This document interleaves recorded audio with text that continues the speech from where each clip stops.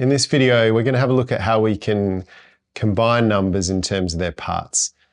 This is a super useful skill that you're going to use pretty much through all your maths. So it's really something to get good at. It is going to take a little bit of practice, but what we can do is we can start just by introducing the concept and make sure that you've got the idea. And then you'll find opportunities to practice this almost through just about all your number skills. In this example, I'm going to have a look at all the different ways that we could make up the number 5.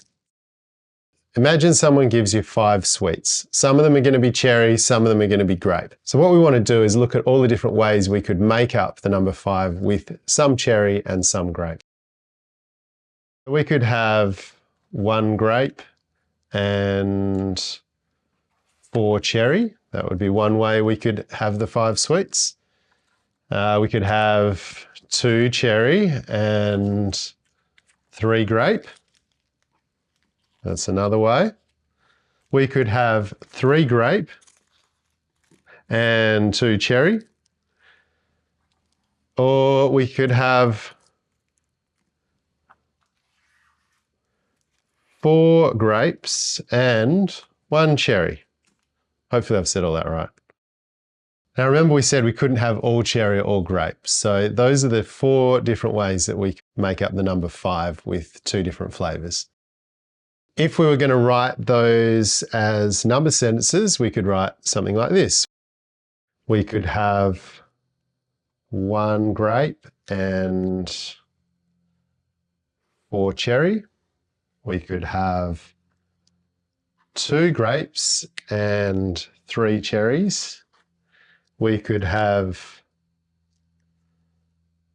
3 grapes. I could write properly. 3 grapes and 2 cherries. Or we could have 4 grapes and 1 cherry. And that would be my 4 different ways that I could make up the number 5 using 2 different flavors.